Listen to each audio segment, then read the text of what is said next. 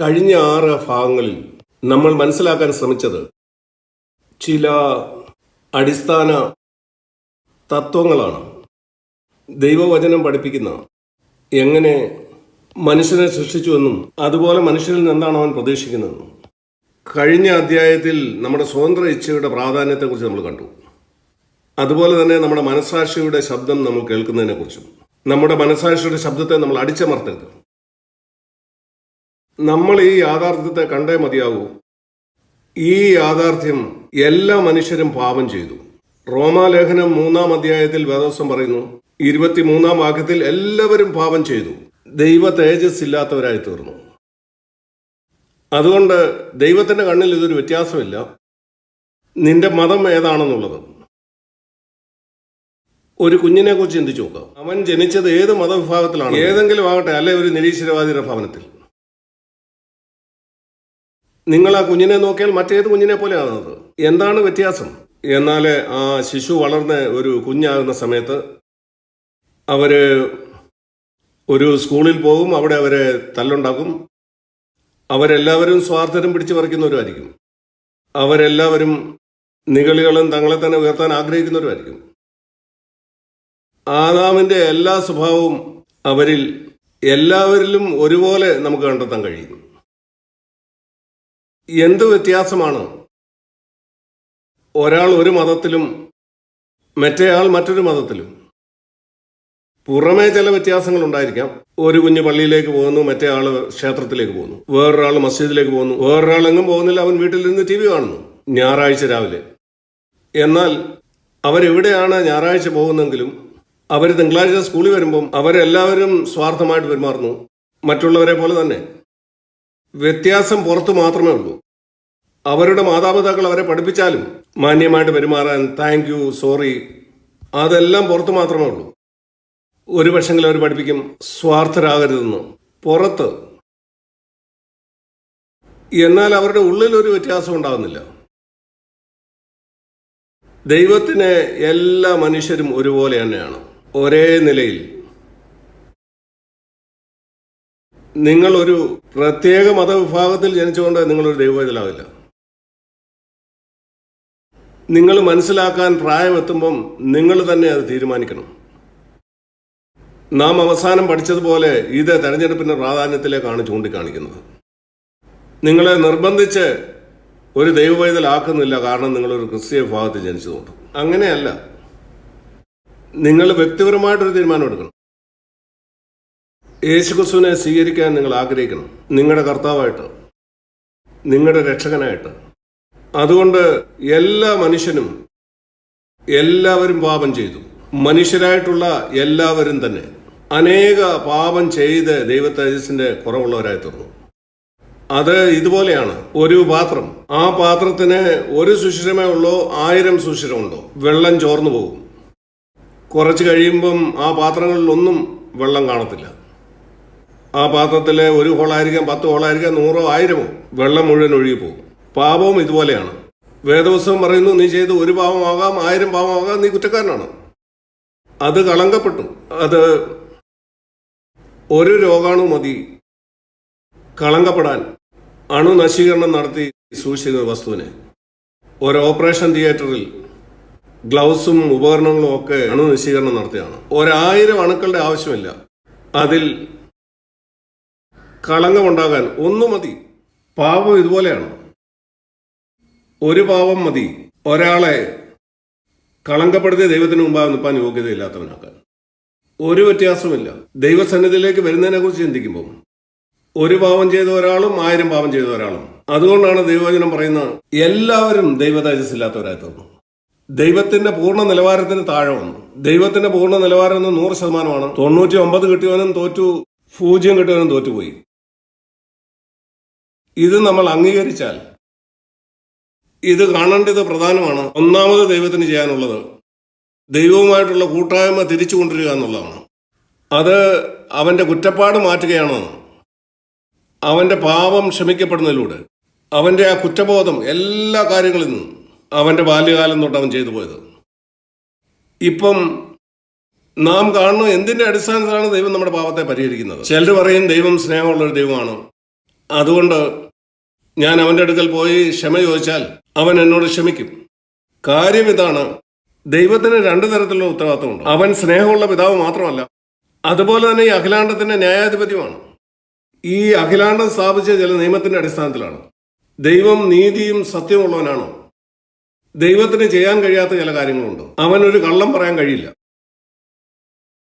അവന് അവന്റെ തന്നെ നീതിയുടെ പ്രമാണങ്ങളെ തെറ്റിക്കാൻ കഴിയില്ല. അതിന്റെ ഒരു ഉദാഹരണം ഇതാണ്. ഞാനൊരു തെറ്റ് ചെയ്താൽ അതിന്റെ ശിക്ഷയെന്ന് പറയുന്നത് വലിയൊരു പിഴയാണ്. എന്നെ കോടതിയിലേക്ക് കൊണ്ടുപോയി. എന്റെ തന്നെ അപ്പനാണ് അവിടെ ജഡ്ജിയായിരിക്കുന്നത്. അവൻ എന്നെ എത്രമാത്രം സ്നേഹിക്കുന്നുണ്ടെങ്കിലും എന്നെ വെറുതെ വിടാൻ അവന് കഴിയില്ല. ഞാൻ പറയാണ്, ഞാൻ ചെയ്തു പോയാൽ വളരെ ദുഃഖിതനാണ്, ഞാൻ ഒരിക്കലും അങ്ങനെ ചെയ്യില്ല. അവൻ എന്നെ വെറുതെ വിടാൻ കഴിയില്ല. അവൻ അങ്ങനെ ചെയ്താൽ അവന്റെ ജോലി പോകും.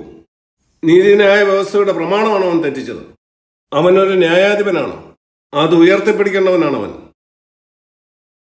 മനുഷ്യരിൽ നിന്നുള്ളൊരു ജഡ്ജി, നീതിയെക്കുറിച്ചുള്ള അവന്റെ നിലവാരം അത് തുലവും ചെറുതാണ് ദൈവത്തിന്റെ നിത്യമായിട്ടുള്ള സ്റ്റാൻഡേർഡുമായിട്ട് കമ്പയർ ചെയ്യുമ്പോൾ. ഒരു മനുഷ്യനായ ന്യായാധിപതി അവൻ സ്നേഹിക്കുന്ന അവന്റെ മകനെ പോകാൻ അനുവദിക്കാൻ കഴിയില്ലെങ്കിൽ അവനെ ശിക്ഷിച്ചേ മതിയാവും. ദൈവം എത്ര അധികം. അതുകൊണ്ട് ദൈവത്തിന് നിങ്ങളെ വെറുതെ വിടാൻ കഴിയില്ല. നിങ്ങൾ ക്ഷമിക്കണമെന്ന് പറഞ്ഞതുകൊണ്ട് എന്റെ പിതാവിനെ കോടതിയിൽ തന്നെ വിടാൻ കഴിയാത്ത പോലെ അവനൊരു ജഡ്ജാണ്. ഞാൻ ക്ഷമിക്കണമെന്ന് പറഞ്ഞുകൊണ്ട് ഞാൻ പറഞ്ഞത് ആത്മാർത്ഥത്തോടെ ആവാം, എന്നാലും എന്നെ ശിക്ഷിച്ചേ മതിയാവും ഞാൻ ചെയ്ത തെറ്റിന്. എന്നാൽ എന്റെ പിതാവായിരിക്കുന്ന ന്യായാധിപന് വേറെ ചില കാര്യങ്ങൾ ചെയ്യാൻ കഴിയും. നീതിയുടെ പ്രമാണം തെറ്റിക്കാതെ ഇങ്ങനെ പറയാം, ഞാൻ ചെയ്ത തെറ്റിന്റെ ശിക്ഷ ഒരു വലിയ സംഖ്യ പണമാണ്. ഇങ്ങനെ പറയാം, 10 ലക്ഷം രൂപ. ഇതാണ് ഞാൻ പിഴ കൊടുക്കേണ്ടത്. അങ്ങനെ എന്റെ പിതാവായിട്ടുള്ള ജഡ്ജി അത് എഴുതി 10 ലക്ഷം രൂപ കൊടുക്കുക, അല്ലെങ്കിൽ ജയിലിലേക്ക് പോവുക. അവന് തോന്നുന്നു അവന്റെ പിതാവ് വളരെ കഠിനനായ ഒരു മനുഷ്യനാണെന്ന്. എന്നാൽ അവൻ അങ്ങനെയല്ല. അവൻ നീതിന്യായ വ്യവസ്ഥയുടെ പ്രമാണത്തെ ഉയർത്തുകയാണ്. ഒരു ന്യായാധിപൻ ചെയ്യേണ്ടത് തന്നെയാണ്. അതുതന്നെയാണ് ദൈവവും ചെയ്യേണ്ടത്. എന്നാൽ അവൻ ഞാൻ തെറ്റുകാരനെന്ന് കണ്ടു, വിധി പ്രഖ്യാപിച്ചു, ഞാൻ കൊടുക്കേണ്ട പിഴ. അവൻ ആ കസേരയിൽ താഴെ ഇറങ്ങി ജഡ്ജിയുടെ വേഷമൊക്കെ അഴിച്ചു മാറ്റി എന്റെ അപ്പനായി എന്റെ അടുക്കൽ വന്നു. അവന്റെ സ്വന്തം ചെക്ക് ബുക്ക് പുറത്തെടുത്തു. 10 ലക്ഷം രൂപയുടെ ഒരു ചെക്ക് എടുത്ത് സൈനിട്ട് എന്നോട് പറഞ്ഞു, മകനെ പോയി നിന്റെ പിഴ അടയ്ക്കുക. അവൻ എന്താ ചെയ്തെന്ന് കണ്ടോ?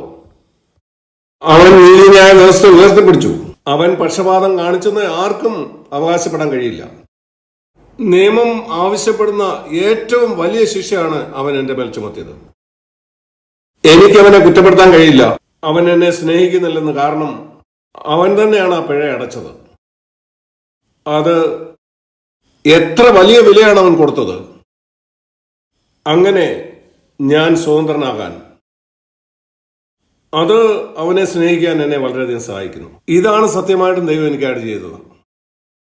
അവൻ പറഞ്ഞു, പാപത്തിന്റെ ശമ്പളം മരണമാണ്, അതാണ് നീ അർഹിക്കുന്ന ശിക്ഷ. ശാരീരിക മരണം മാത്രമല്ല, ജഡിക മരണം ദൈവം ഉദ്ദേശിച്ച മരണത്തിന്റെ ഒരു ഭാഗം മാത്രമാണ്. മനുഷ്യൻ ആത്മാവ്, ദേഹി, ദേഹം ഇതെല്ലാം മരിക്കുന്നു. നിത്യത മുഴുവൻ അതിനെ വെട്ടി ദൈവത്തിൽ നിന്ന് വേർതിരിക്കുകയാണ്. അതാണ് മരണമെന്ന് പറഞ്ഞാൽ. കർത്താവ് പറഞ്ഞു, എനിക്ക് നിനക്ക് ഈ ശിക്ഷ തരേണ്ടതുണ്ടോ? നിയമം അത് ആവശ്യപ്പെടുന്നു. എന്നാൽ അവൻ ഇറങ്ങി വന്നു ഒരു മനുഷ്യരൂപത്തിൽ. യേശുക്രിസ്തു എന്നറിയപ്പെട്ടു. ആ ശിക്ഷ നിന്റെ മേലെ എടുത്തു.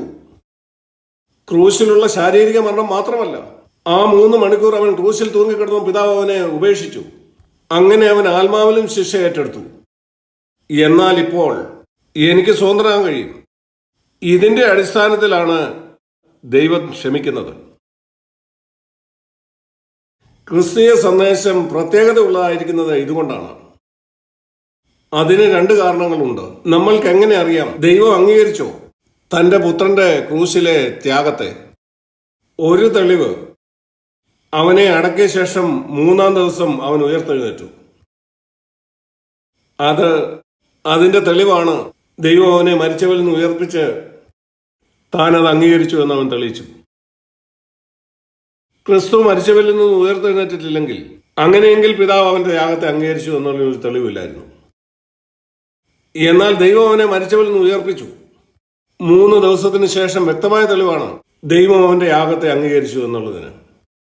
അതുകൊണ്ട് ദൈവത്തിന്റെ ക്ഷമയുടെ അടിസ്ഥാനം ക്രിസ്തീയ സുവിശേഷത്തിന്റെ സവിശേഷത ഏതാണ്? 2 കാര്യങ്ങൾ. ഒന്നാമത്തേത്, യേശു നമ്മുടെ പാപങ്ങൾക്കായിട്ട് ക്രൂശിൽ മരിച്ചു. രണ്ടാമത്തെ കാര്യം, 3-ാം ദിവസം അവൻ ഉയർത്തെഴുന്നേറ്റു. ക്രിസ്തീയ വിശ്വാസം ഈ 2 അടിസ്ഥാനങ്ങളിൽ മേൽ ഉറപ്പിക്കപ്പെട്ടതാണ്. ഈ 2 മേഖലകളിലും ക്രിസ്തു സവിശേഷത ഉള്ളവനാണ്. ഈ ലോകത്തിലുള്ള ഏതെങ്കിലും മതം, ഏതെങ്കിലും നേതാവ് ആരും ഒരിക്കലും അവകാശപ്പെടുക പോലും ചെയ്തിട്ടില്ല ലോകത്തിന്റെ പാപത്തിനായിട്ട് മരിച്ചെന്ന്. ഒത്തിരി മതങ്ങളുണ്ട്, അനേക മത നേതാക്കളുണ്ട്, അനേക മതങ്ങളുണ്ട്. എന്നാൽ അവരിൽ ആരും ഒരിക്കലും അവകാശപ്പെട്ടിട്ടില്ല ലോകത്തിന്റെ പാപത്തിനായിട്ട് മരിച്ചെന്ന്. അതാണ് ഒന്നാമത്തെ കാര്യം. രണ്ടാമത്, അവരിൽ ആരും മരിച്ചവരിൽ നിന്ന് ഉയർത്തില്ല.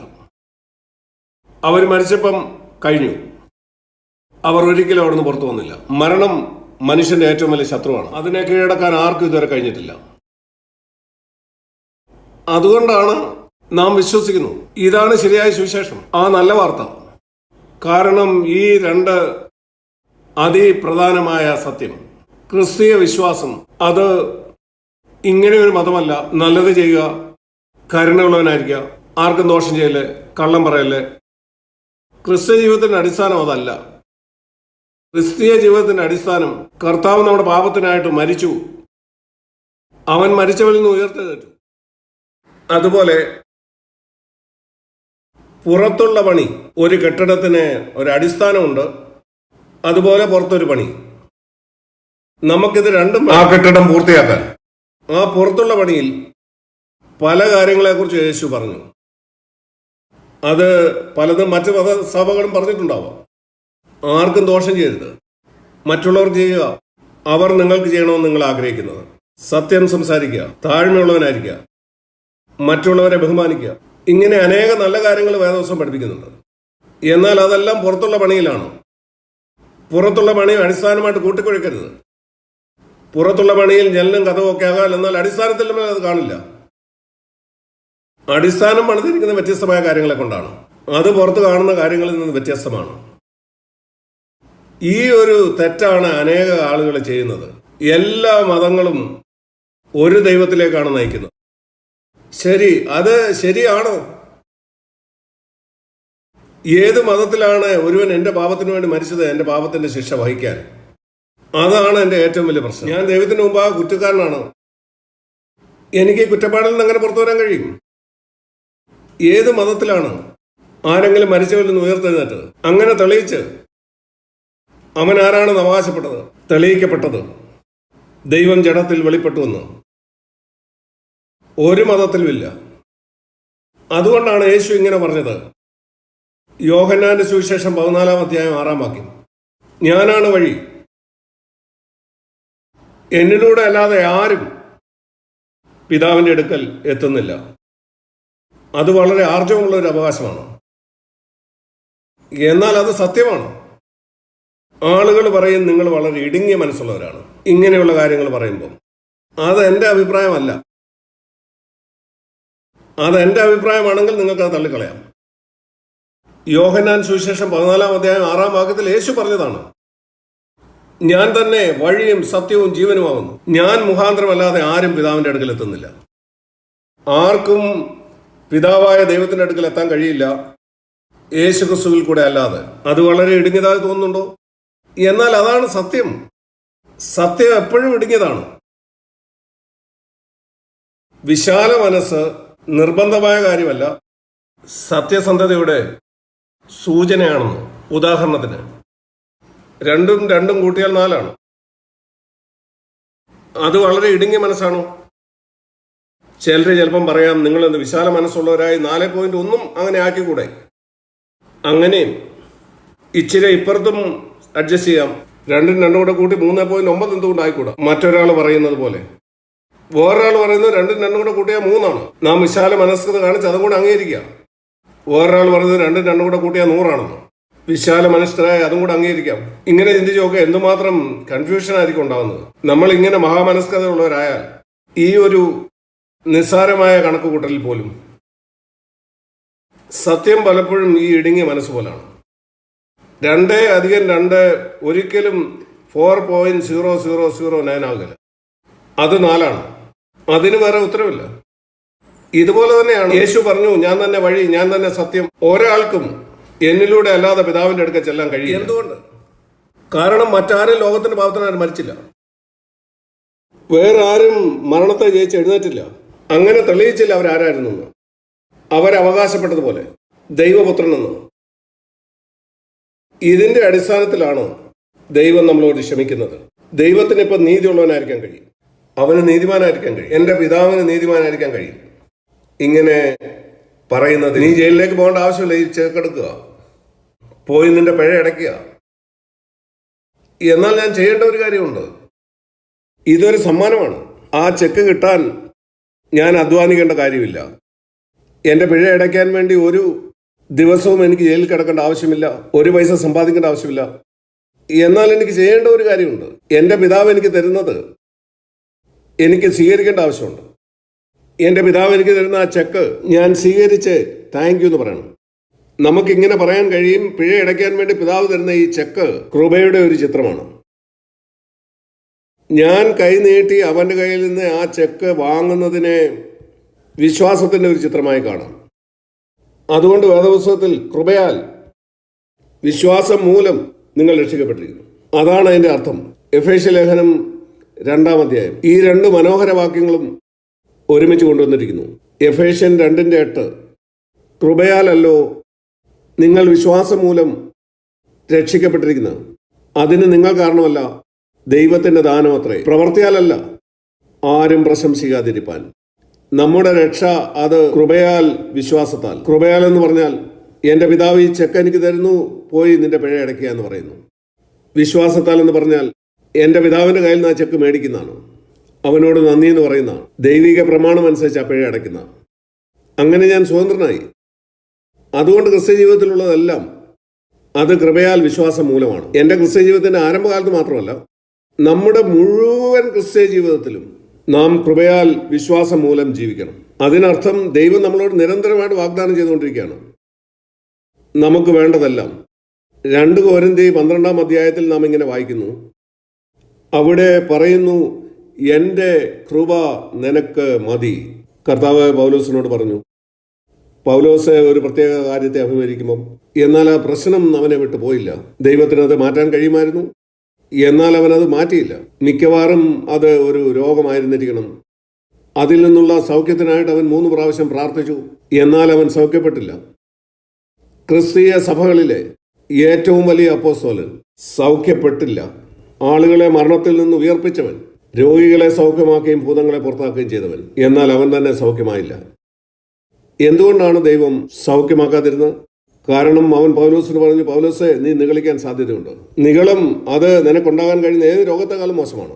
കാരണം നീ എപ്പോഴെങ്കിലും നിഗളിയായ ഞാൻ നിന്നെ എതിർക്കും. അതൊരു നിയമമാണ്. ദൈവം നിഗളികളോട് എതിർത്ത് നിൽക്കുന്നു. ഞാൻ നിന്നെ എതിർക്കാനല്ല, നിന്നെ സഹായിക്കാനാണ് ആഗ്രഹിക്കുന്നത്. എന്നാൽ താഴ്മയുള്ളവരെ മാത്രമേ എനിക്ക് സഹായിക്കാൻ കഴിയൂ. താഴ്മയുള്ളവർക്ക് മാത്രമേ എനിക്ക് എൻ്റെ കൃപ കൊടുക്കാൻ കഴിയത്തുള്ളൂ. നീ നിഗളമെന്ന അപകടത്തിന്റെ വാതിക്കലാണ് നിൽക്കുന്നത്. കാരണം നീ ഒത്തിരി പ്രവൃത്തികൾ ചെയ്തുകൊണ്ടിരിക്കുന്നു. നീ സഭകളെ സ്ഥാപിക്കുന്നു, മരിച്ചവരെ ഉയർത്തെഴുന്നേൽപ്പിക്കുന്നു, ഭൂതങ്ങളെ പുറത്താക്കുന്നു, ദൈവവചനം എഴുതുന്നു, നീ 3-ാം സ്വർഗത്തോളം എടുക്കപ്പെടുന്നു. പറയാൻ കഴിയാത്ത കാര്യങ്ങൾ നീ കാണുകയും കേൾക്കുകയും ചെയ്തു. അതുകൊണ്ട് നീ ആത്മീയ നിഗളത്തിന്റെ വലിയ അപകടത്തിലാണ് നിൽക്കുന്നത്. ഞാൻ കണ്ടു, നിന്നെ താഴ്മയിൽ നിൽക്കാനുള്ള ഏറ്റവും നല്ല വഴി എന്ന് പറയുന്നത് ഈ രോഗമുള്ളവരായിട്ട് നിന്റെ ജീവിതത്തിന്റെ അവസാനം വരെ ജീവിക്കുന്നത് തന്നെയാണ് നല്ലത്. അതുകൊണ്ട് അവൻ അതിനെ എന്താ വിളിച്ചെന്നറിയുമോ? അവൻ ആ രോഗത്തെ ദൈവത്തിന്റെ ദാനം എന്ന് പറഞ്ഞു. അതാണ് അവൻ പറയുന്നത്. ഇത് തന്നിരിക്കുന്നു എന്ന് പറഞ്ഞാൽ അതൊരു സമ്മാനമാണ്. 2 കൊരിന്ത്യർ 12:7. അവൻ അത് മനസ്സിലാക്കിയപ്പം, ഈ ജഡത്തിലെ ശൂലം തന്നിരിക്കുന്നതിന്റെ കാരണം അറിഞ്ഞപ്പം, അവനെ ബുദ്ധിമുട്ടിപ്പിക്കാനും പ്രയാസപ്പെടുത്താനുമായിട്ട് പിശാചിന്റെ ഈ ദൂതനെ അവൻ പറഞ്ഞു, ശരി, അങ്ങനെയെങ്കിൽ ഞാൻ തൃപ്തനാണ്. 10-ാം വാക്യം. ബലഹീനതയിൽ ആളുകൾ എന്നെ ബുദ്ധിമുട്ടിപ്പിക്കുമ്പം, ആളുകൾ എന്നെ ഉപദ്രവിക്കുമ്പം, ഞെരുക്കം അനുഭവിക്കുമ്പം, ഞാൻ വളരെ സന്തുഷ്ടനാണ്, കാരണം ഇതെല്ലാം എന്നെ ബലഹീനനാക്കുന്നു. അങ്ങനെ ഈ ബലഹീനതയിൽ എനിക്ക് ദൈവത്തിന്റെ കൃപ പ്രാപിക്കാൻ കഴിയും. ഇവിടെ ഇങ്ങനെ പറയുന്നു, എൻ്റെ കൃപ നിനക്ക് മതി. അതിന്റെ അർത്ഥം നിങ്ങളുടെ ജീവിതത്തിന്റെ എല്ലാ സാഹചര്യത്തിലും ദയവായി ഇത് കേൾക്കുക. നിങ്ങൾ അഭിമുഖീകരിക്കുന്ന എല്ലാ പരീക്ഷയിലും, നിങ്ങൾ നേരിടുന്ന എല്ലാ പ്രലോഭനങ്ങളിലും, നിങ്ങളുടെ ജീവിതത്തിൽ നിങ്ങൾ നേരിടാൻ പോകുന്ന എല്ലാ പ്രയാസമുള്ള സാഹചര്യങ്ങളിലും ദൈവത്തിന്റെ ഈ വാഗ്ദാനം ഓർക്കുക. ഈ ചെക്കിൽ നിങ്ങൾ കൊടുക്കാനുള്ളതെല്ലാം ഉണ്ട്. അത് എത്രയാണെങ്കിലും എൻ്റെ കൃപ നിനക്ക് മതി. എന്നാൽ എനിക്ക് ചെയ്യേണ്ട ചില കാര്യങ്ങളുണ്ട്. എനിക്ക് കൊടുത്തു തീർക്കേണ്ടത് പിതാവ് എനിക്ക് ചെക്കായിട്ട് തരുന്നു. ഞാനത് സ്വീകരിക്കേണ്ടതുണ്ട്, നന്ദി പറയേണ്ടതുണ്ട്. അതാണ് എൻ്റെ വിശ്വാസം. അതുകൊണ്ട് ക്രിസ്ത്യ ജീവിതം തുടർമാനം ഉണ്ടാകുന്ന പരീക്ഷകളാണ്, പരിശോധന, പ്രയാസങ്ങൾ. അങ്ങനെയുള്ള എല്ലാ സാഹചര്യങ്ങളിലും ഞാൻ പറഞ്ഞത് ശ്രദ്ധിക്കുക. അങ്ങനെയുള്ള ഓരോ സാഹചര്യങ്ങളിലും ദൈവം പറയുന്നത്, എൻ്റെ കൃപ നിനക്ക് മതി. ഇതാ മകനെ, ഈ ചെക്ക് എടുക്കുക. നിനക്ക് ആ ബില്ല് അടയ്ക്കണോ? ഇതാ ചെക്ക്. നാളെ നിനക്ക് മറ്റൊരു ബില്ല് അടയ്ക്കണമോ? ഇതാ ചെക്ക്. കൃപ നിനക്ക് മതിയായതാ ഇപ്പോഴത്തെ നിന്റെ ഈ സാഹചര്യത്തിൽ. നമ്മൾ ഈ ലോകത്ത് ജീവിക്കുന്ന കാലത്തൊക്കെ നമുക്ക് ആവശ്യങ്ങൾ ഉണ്ടാകും. നാം അനേകം ആവശ്യങ്ങളെ നേരിടും. എന്നാൽ അതിന്റെ എല്ലാ ഉദ്ദേശം അവന്റെ അടുക്കലേക്ക് നമ്മളെ കൊണ്ടുവരികയാണ്. അങ്ങനെ നാം അവന്റെ അടുക്കൽ വന്ന് പറയും, കർത്താവേ, ഇതാണ് എൻ്റെ ബില്ല്, എനിക്കൊരു ചെക്ക് തന്നാലും ഈ പ്രത്യേക കാര്യത്തിന് എനിക്ക് ഇതിന്റെ കൃപ വേണം. ദൈവം പറയും, ഇതാ അത്. അവൻ ഒരിക്കലും നിരസിക്കില്ല. കാരണം ഞാൻ അവന്റെ അടുക്ക വന്ന് എൻ്റെ ആവശ്യത്തെക്കുറിച്ച് പറയുമ്പോൾ ഞാൻ വിനയമുള്ളവനാണ്. താഴ്മയുള്ള ഒരാളെ തന്റെ ആവശ്യം അംഗീകരിക്കുന്നുള്ളൂ. നിഗളിയായ ഒരാൾ പറയും, എനിക്ക് ദൈവത്തെ ആവശ്യമില്ല, ഞാൻ തന്നെ കൈകാര്യം ചെയ്തോളാം. എന്നാൽ താഴ്മയുള്ള ഒരാൾ ദൈവത്തിന്റെ അടുക്ക വന്ന് ദൈവത്തോട് പറയും, കർത്താവ്, ഇത് എനിക്ക് കൈകാര്യം ചെയ്യാൻ കഴിയില്ല, ഈ തുക എനിക്ക് താങ്ങാവുന്നതിനപ്പുറത്താണ്, നീ തന്നെ തരണം. ദൈവം പറയും, നിശ്ചയമായും ഇതൊരു സമ്മാനമാണ്, ഞാൻ വാങ്ങി, നന്ദി കർത്താവേ. വചനത്തിൽ പറയുന്ന ദൈവത്തിന്റെ വാഗ്ദാനങ്ങൾ അത് നമുക്ക് കൃപ തരാൻ വേണ്ടിയാണ്. അനേകം മനോഹരമായ വാഗ്ദാനങ്ങൾ. എന്നാൽ അതൊന്നും എൻ്റേതാകത്തില്ല ഞാനത് സ്വീകരിക്കുന്നില്ലെങ്കിൽ, ഞാൻ ആ ചെക്ക് പണമാക്കുന്നില്ലെങ്കിൽ. അതിങ്ങനെയാണ്, നിങ്ങൾക്കൊരാൾ ചെക്ക് തന്നു, നിങ്ങളത് ഫ്രെയിം ചെയ്ത് ഭിത്തിയെ തൂക്കിയാൽ നിങ്ങൾക്കൊന്നും കിട്ടത്തില്ല. എന്നാൽ ആ ചെക്കിന്റെ പുറകിൽ നിങ്ങൾ ഒപ്പിട്ട് ബാങ്കിൽ കൊടുത്താൽ നിങ്ങൾക്ക് മുഴുവൻ പണവും കിട്ടും. ഇങ്ങനെ തന്നെയാണ് ദൈവവും നമ്മളോട് ഇടപെടുന്നത്. ദൈവം നമുക്ക് വാഗ്ദാനങ്ങൾ തരുന്നു. ആ വാഗ്ദാനങ്ങൾ നമ്മുടെ വേദപുസ്തകത്തിലോ ഭിത്തിയിലോ തൂക്കിയിട്ടതുകൊണ്ട് നമ്മളെ സഹായിക്കില്ല. ഞാൻ ആ വാഗ്ദാനങ്ങളുമായിട്ട് സ്വർഗീയ ബാങ്കിലേക്ക് പോകണം. യേശുവിൻ നാമത്തിൽ ഞാനിത് പണമാക്കുന്നു, ഞാൻ അതിനോട് ആമീൻ എന്ന് പറയുന്നു. അങ്ങനെ എനിക്കെല്ലാം ലഭിക്കും. തുടങ്ങേണ്ടത് ക്ഷമയിൽ നിന്നാണ്. എല്ലാത്തിൻ്റെ അടിസ്ഥാനം ക്രിസ്തു നമുക്കായി ക്രൂശിൽ മരിച്ചു. അവന്റെ മരണത്തിലൂടെ നമുക്ക് വേണ്ടി വാങ്ങി സ്വർഗത്തിലെ സകല ആത്മീയ അനുഗ്രഹങ്ങളും. ഇപ്പോൾ നമുക്കൊരു ശാപവുമില്ല.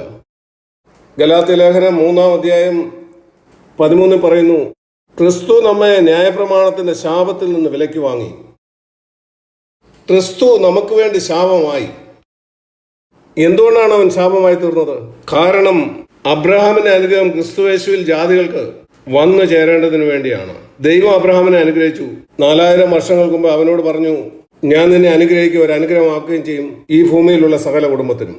ഇപ്പോൾ ഈ അനുഗ്രഹം എല്ലാവർക്കും വേണ്ടി ഉള്ളതാണ്. ആ ഒരാൾക്ക് വേണ്ടി മാത്രമുള്ളതല്ല, അത് നിനക്കുള്ളതാണ്, അത് എല്ലാവർക്കും ഉള്ളതാണ്. അതുകൊണ്ടാണ് ഇവിടെ ഇങ്ങനെ പറയുന്നത്, ഗലാത്യർ 3:14, ദൈവം നമുക്ക് പരിശുദ്ധാത്മാവിനെ തന്നു. പരിശുദ്ധാത്മാവിനാൽ ദൈവത്തിന്റെ എല്ലാ അനുഗ്രഹവും എനിക്ക് പ്രാപിക്കാൻ കഴിയും. എഫേസ്യ ലേഖനം 1:3 പറയും, അവൻ എന്നെ അനുഗ്രഹിച്ചിരിക്കുന്ന സ്വർഗത്തിലെ സകല ആത്മീയ അനുഗ്രഹങ്ങളാൽ ക്രിസ്തുവിൽ എനിക്കതെല്ലാം സ്വീകരിക്കാം. അതെല്ലാം എടുക്കാമെന്ന് മാത്രമല്ല, എന്നിലൂടെ ഈ അനുഗ്രഹം പുറത്തേക്ക് ഒഴുകാനായിട്ട് കഴിയും. ഇതെല്ലാം ആരംഭിക്കുന്ന പാപക്ഷമയിലൂടെയാണ്. ആ ഒഴുകുന്ന പൈപ്പിനെ, ആ കപ്പിനെ, അതിനെ നിറച്ച് എനിക്ക് മറ്റുള്ളവർക്ക് കൊടുക്കാൻ കഴിയും. എന്തൊരു അത്ഭുതകരമായ രക്ഷയാണ്. ഇത് എല്ലാവർക്കും ഉള്ളതാണ്. നിന്റെ മതം ഏതാണെങ്കിലും, നീ ആരാണെങ്കിലും, നമ്മെ തന്നെ താഴ്ത്തി, കർത്താവേ, നിന്റെ ദാനത്തിനായിട്ട് നന്ദി. കർത്താവ് നിങ്ങളെ അനുഗ്രഹിക്കട്ടെ.